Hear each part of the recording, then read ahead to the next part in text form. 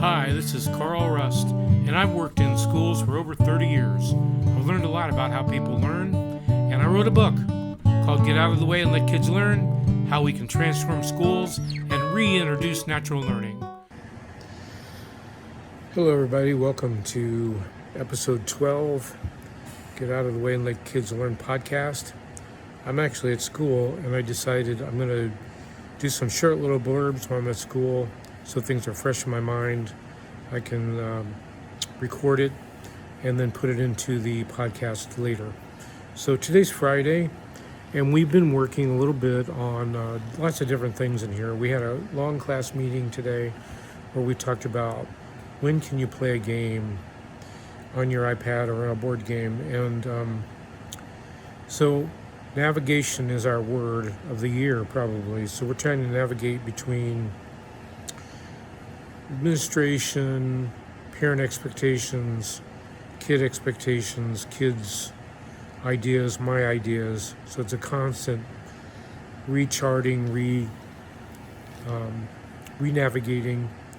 So today we talked about games, and so we're going to try this for a while. A game is okay during project time, and it's also okay if you're waiting for other people to be done.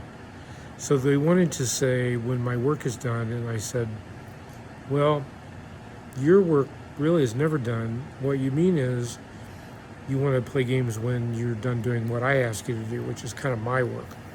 And they were confused by that, but I'm going to keep talking about things like this throughout the year. They've gotten used to having a class meeting. They've got used to making decisions democratically. They're not showing a lot of initiative yet, a little bit, but I think they'll get it, and I think it'll come eventually. We did have a little seating change, so the room was set up in a certain way, like the tables were in a square, and so you can look over my shoulder. So now they're kind of in two long rows, and there's some desks over on the side. That was what the kids wanted to do. Some of the girls wanted to sit in desks together, and it's just totally constantly shifting. And I think that's part of learning, is you try something out for a while. So we're going to try the game rule out for a while, see how it goes, come back and talk about it again. Today we also talked about a recycling plan for the school. I think we're close to having something in place where once or twice a week we would collect paper and cardboard, definitely from other classes, and take it down to where the recycling goes. The custodian just happened to be outside the room this morning, so we called him in, asked him some questions. Kids were asking questions, and so I think we are on the road to having a recycling plan for the school soon. We elected a little committee to take the proposal to the principal and the custodian and see what we can find out. So that's a little update on where we're at today. We're also working on grades, and as you know, if you've listened to any of my podcasts, I'm not a big fan of grades, but I like collaborating with kids and talking about it. So we put down some expectations about reading, describing characters using trait words, some vocabulary skills, estimation, and describing figures, angles, rays, parallel and perpendicular lines. So I call them over one at a time. We kind of go over it, look at the evidence that we have, and pick a grade. We've decided to go kind of above proficiency, on proficiency, and not enough evidence. And so ABC, we're not doing D's or F's right now, but it's a constant negotiation, collaboration with the kids. So we're constantly changing. The other thing we're going to be introducing soon is robotics, and I think I'm going to make it a day or two a week. We're going to work on robotics during science and math time. But again, I'm going to bring it up to them, see what their opinions are, and work with them collaboratively. So here's another little segment. Having trouble finding time and energy to record for my podcast. So yesterday after school we had another staff meeting. Have a lot of staff meetings, and the focus was somewhat on teacher evaluation, but it was also on test scores. And the principal put a spreadsheet on the screen that showed all the Elkhart Community Schools and how their passing rates were different. They call it aggregated groups that separate out different ethnic groups, different male and female, African American, Hispanic, white.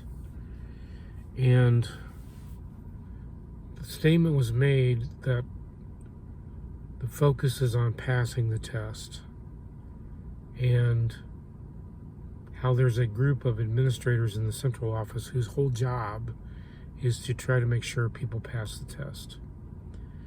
And I was thinking, wow, what a burden you're putting on your staff to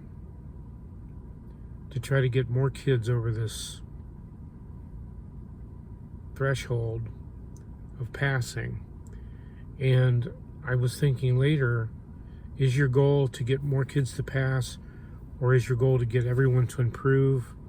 Because there's different answers to those problems. The thing is, they probably wouldn't like to hear my answer, because I think there are ways to get more kids to pass, and there are probably ways to increase lots of kids' scores. But I don't know if you could do both, and I don't know if you'd like the method that you'd have to use. I think what I would say is, if you want more people to pass, what you do is identify kids that are on the edge of passing, that are within 10 points or something, and then probably a month before the test, just drill them. You know, keep practicing. I don't know if they like that. They might rebel and go on strike. Or the other way is, if you want to increase everybody's score, they wouldn't believe me probably, but I think what I would say is, let's see if we can make them happier. Give them longer play times, give them better food, let them listen to interesting music, just make their life more pleasant. I really think that there may be some things you can do instructionally to improve test scores, but the problem with instruction is it doesn't seem to last very long. So you've got to do it within as close to the testing time as you can. You can't be doing it now for a test that's going to take place in April. You've got to, about the end of March, you start really ramping it up. But it just seems silly to me. It just makes people miserable. And for what? It doesn't mean anything. It's an illusion. There's no evidence anywhere that I've seen that says it leads to success in life. It just means you're good at taking tests, and maybe you can boost somebody's score in the short term. I think if you really want to raise test scores, you start when they're little, let them play as much as they want to, reach their play quotient. I'll probably talk about that at a different time. And when they started getting serious and settling down, and really, but everything they're doing in play and conversation and playing with their friends and hanging out, all those things, they're making their neurons fire. Their neurons are firing, they're growing dendrites, and they should do better on tests. Well, it's early and the kids haven't arrived yet. I'm a little bit behind schedule getting this week's podcast done, so I thought I would try to get some of it done right now. So the last chapter in my book, chapter 12, is entitled The Dazzling or Dismal Future. And I think I'm just going to read it. Will the schools of the future be another brick in the wall or shine on, you crazy diamond? And I just did a church service on this topic. So another brick in the wall, you're probably familiar with. We don't need no education. We don't need no thought control. No dark sarcasm in the classroom. Teacher, leave them kids alone. And another Shine On You Crazy Diamond is a 15-minute song it's about mental health, but it also has some nice phrases in it. I like the concept of shining crazy diamonds. So which are we going to do? Can't do both. We got to pick one.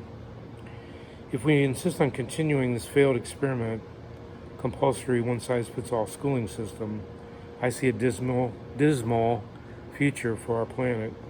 I think the issues that divide the human race will continue to get worse. I think our selfishness and abuse of our environment will accelerate.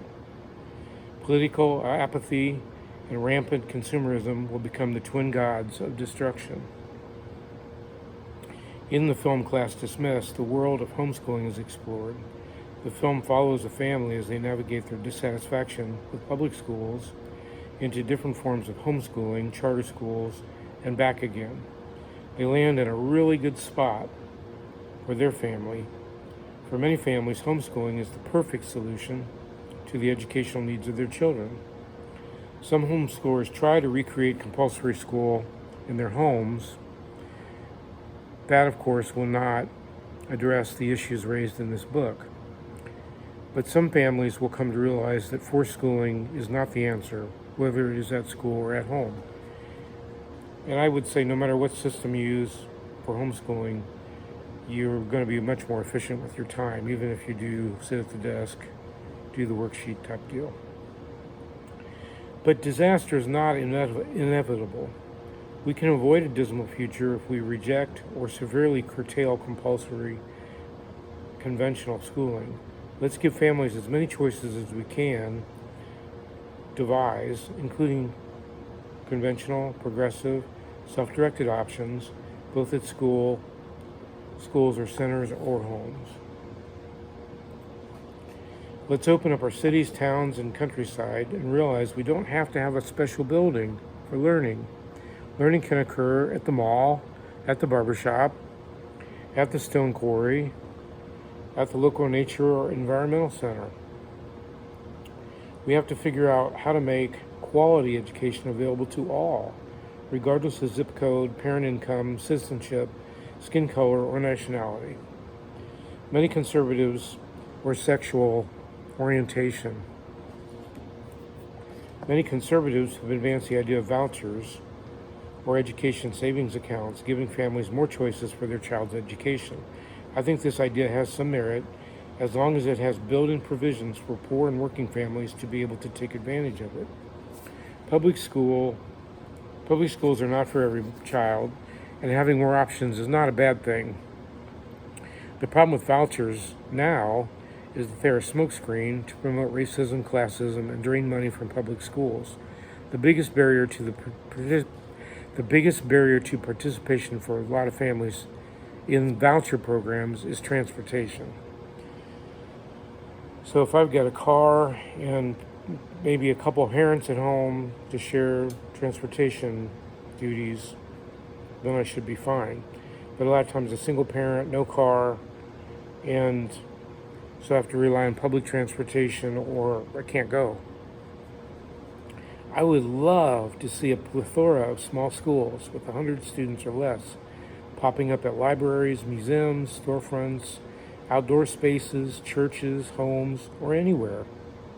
Depending on the structure of the school, small adult staffs could serve the needs of the kids. Depending on the location of the school, they could provide quality results for low cost compared to the cost of public schools with their massive buildings and large staffs. If these small schools or learning centers did not please their customers, they would go out of business because families would go elsewhere. They would vote with their feet.